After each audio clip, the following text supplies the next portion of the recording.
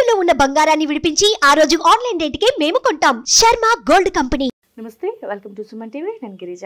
ఇవాళ మనతో పాటు ప్రముఖ ఆధ్యాత్మికవేత్త, భారతీయ శంకర పీఠ వ్యవస్థాపకులు బ్రహ్మశ్రీ తిరుపతి మూర్తి అవధాని గురువు గారు ఉన్నారు. వారితో మాట్లాడేద్దాం. గురువు గారు నమస్కారం. ఓం శ్రీ మహాగణాధిపతయే నమః. గురువు గారు, అష్టదరిద్రాలు, అష్ట కష్టాలు, సమస్యలు విపరీతంగా ఉన్నాయి కుటుంబంలో. ఈ మార్గశిర మాసంలో ఏదైనా దేవాలయాన్ని దర్శించుకుంటే ఇక్కడితో ఇంకా సమస్యలన్నిటికీ చెక్ పెట్టే అవకాశం ఉండేలాగా ఏదైనా దర్శనార్థం దేవాలయం ఉందంటారా? ఒకసారి తెలియజేస్తారా? ఇందులో ఒక ప్రధానమైన విషయాన్ని మనం తెలుసుకోవాలి.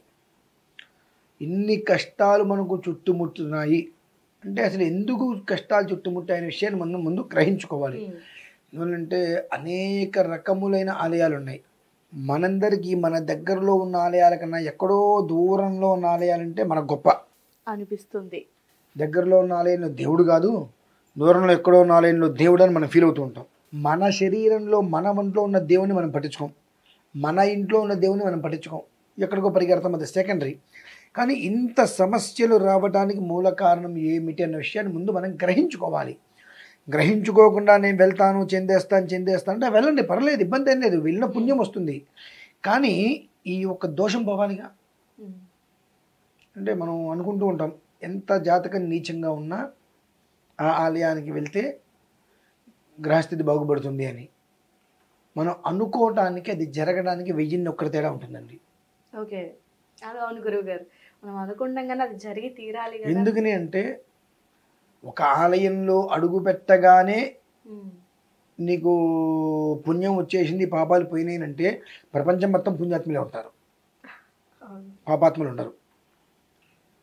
కాకపోతే మరి ఎందుకంటే ఇలా చెబుతారు అని అంటే, నువ్వు ఒక ఆలయానికి వెళ్ళే ముందు దేహో దేవాలయ ప్రోక్తో జీవో దేవ సనాతన అని భావించుకో. దేహమే దేవాలయం, జీవుడే దేవుడు అనేటువంటిగా నిన్ను నువ్వు భావించుకొని నీలో ఉన్నటువంటి పరమాత్మని నువ్వు దర్శించుకో. తర్వాత గృహం, నువ్వు స్వగృహంలో ఉన్నావా వసతి గృహంలో ఉన్నావా పక్కన పెట్టి, నీ గృహంలో ఉన్నటువంటి భగవంతుడు ఆయన్ని నువ్వు దర్శించు, నీ ఇంట్లో ఉన్నటువంటి దేవుణ్ణి దర్శించు, ఆయన్ని ప్రార్థించు. ఆ తర్వాత నీ ఇంటి పరిసరాలలో ఉండేటువంటి గ్రామదేవత కావచ్చు, శివాలయం కావచ్చు, విష్ణువాలయం కావచ్చు, అక్కడికి వెళ్ళు, ఆయనకి నీ కష్టం చెప్పుకో. భగవంతుడా నా కష్టం ఇలా ఉంది అని చెప్పుకో. ఇన్ని అష్టదరిద్రాలు మొదలైన భీతి బాధలు అన్నీ నీకే ఉండి ఎక్కడో 100 మైళ్ళ అవతల దేవాలయానికి నేను వెళ్తాను అని అంటే నీకు వెళ్ళటానికి రావడానికి 200, 300, 500 ఖర్చు అవుతాయి. ఆ 500 నీ దగ్గర ఉంటే నువ్వు కడుపు నుండి అన్నం తిని నీ పిల్లలు కడుపు నుండి అన్నం పెట్టచ్చుగా. పెట్టచ్చు. దేవుడు కాదంటాడా? కాదండి. నీలో ఉన్న దేవుణ్ణి చూసుకో. నీ పిల్లలకి కడుపు నింపు, భగవంతుడు సంతోషపడతాడు. నీ పిల్లల్ని పస్తు పెట్టి నేను ఎక్కడో ఉన్న నీ దగ్గరికి వస్తాను అని అంటే ఆయన తిడతాడు. ఎందుకురా, నీ దగ్గర ఏదో 500 ఉన్నాయి, 4 కిలోలు బియ్యం తెచ్చుకో, 4 రకాల కూరలు తెచ్చుకుంటే 2 పూటలో 3 పూటలో పిల్లలు కడుపు నుండి అన్నం పెడతావు కదరా నువ్వు, ఇవి పెట్టుకొని ఇక్కడ వరకు ఖర్చు పెట్టి రావాల్సిన అవసరం ఏముంది అని భగవంతుడు ఏమంటాడు? తిడతాడు. పైపెచ్చి అక్కడికి వెళ్ళిన తర్వాత మనం పూజలు పురస్కారాలకు అర్చనకు మన దగ్గర డబ్బులు సరిపోవు, అదొక మనోవేదన, లేవు అనేది మనోవేదన. అక్కడికి వెళ్ళిన తర్వాత మరి ఎక్కడ ఉండాలో తెలియని పరిస్థితులు. ఇవన్నీ కాదండి, ఏ ఆలయమైనా ఉండేది భగవంతుడే. కాకపోతే విశిష్టయగు ఆలయాలను ఎందుకంటాము అంటే కొన్ని 100 సంవత్సరాలుగా నిలిచి ఉంటాయి, ఆ యంత్రశక్తి అనేటువంటిది ఉంటుంది. కనుక కొన్ని ఆలయాలకి వెళ్తే మోక్షం లభ్యమవుతుంది అని అంటాం. మనం ఏంటంటే ఆలయానికి వెళ్తే మోక్షం కోసం మనం పరిగెడుతున్నాం. 2, ఏ ఆలయాలకి వెళ్ళినా జాతకం మారుతుందనే మాట అబద్ధం. కర్మ తప్పించుకోవచ్చు, కర్మ తప్పించుకోవచ్చు.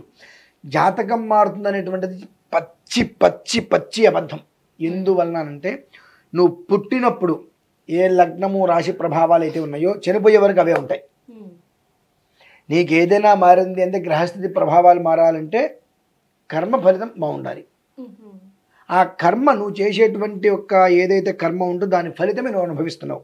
మంచి చేస్తే మంచి ఫలితాన్ని అనుభవిస్తున్నావు, చెడు చేస్తే చెడు కర్మని అనుభవిస్తున్నావు. కాబట్టి కొన్ని ఇటువంటి ఆలయాలు ఉంటాయి, లేవనే మాట అబద్ధం. కాకపోతే మనం ఏదో బాగుపడిపోదామని కాదు.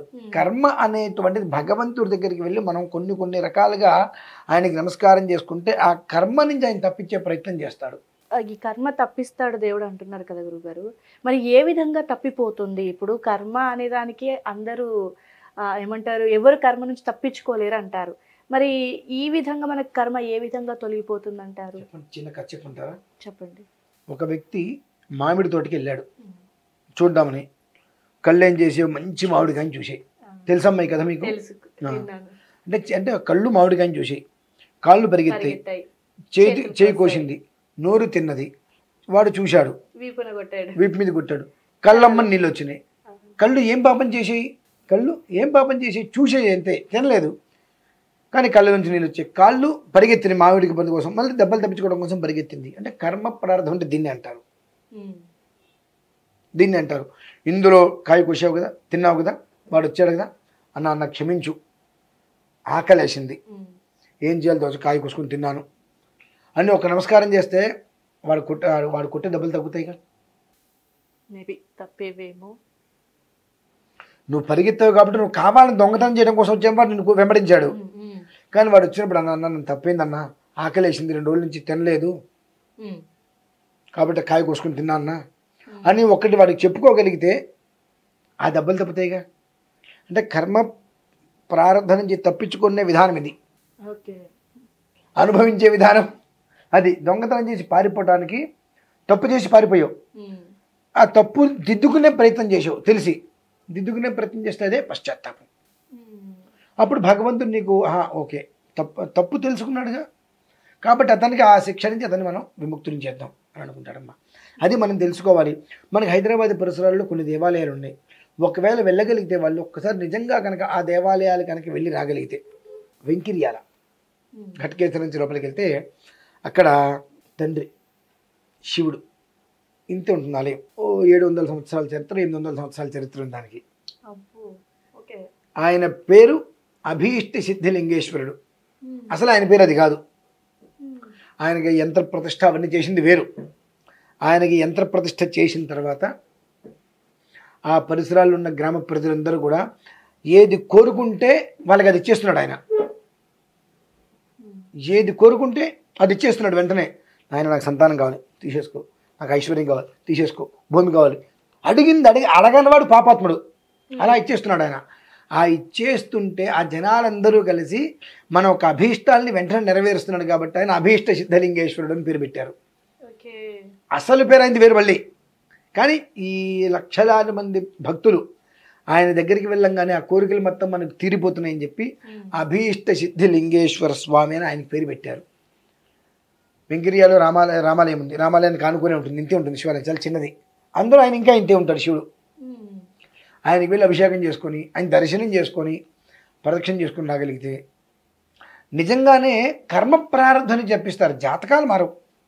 జాతకం అనేటువంటిది మనం ఒకసారి పరిశీలింపజేసుకొని దానికి ప్రాయశ్చిత్తంగా ఎలా వెళ్ళాలని వెళ్ళటమే. కానీ కర్మ అనేటువంటిది దుష్కర్మ ఏదైతే నువ్వు కష్టపడుతున్నావో దాని నుంచి నీకు చెక్కు పెట్టడానికి భగవంతుడు నీకు మార్గాన్ని చూపిస్తాడు. దానికి మాత్రం మీరు మార్గేశ్వరమనే కాదు, ఎనీ టైం ఆ దేవాలయానికి వెళ్ళండి, చక్కటి యోగం కలుగుతుందమ్మా, అది మాత్రం గ్యారంటీ, అందులో ఎలాంటి సందేహము లేదు. అయితే వెంకిర్యాల. ఓకే గురుగారు. సో అంటే చాలా మంది అనుకుంటూ ఉంటారు, మేబీ పుణ్యక్షేత్రాలకు వెళ్తే కాస్తైనా చేసిన తప్పులు ఒప్పుకుంటే మనకి ఎట్లయితే శిక్ష తగ్గుతుందో అలా చేసిన పాప కర్మలు తొలగిపోవాలని పుణ్యక్షేత్రాలకు వెళ్ళాలి అని అనుకునే వాళ్ళు చాలా మంది ఉంటారు. సో అందులో భాగంగా మీరు శివుడిది చెప్పారు స్టోరీ. సో అక్కడికి వెళ్ళి దర్శించుకున్న వాళ్ళకి ఎంత మంచి జరుగుతుంది అని చాలా చక్కటి విశ్లేషణ గురువు గారు. ధన్యవాదాలు.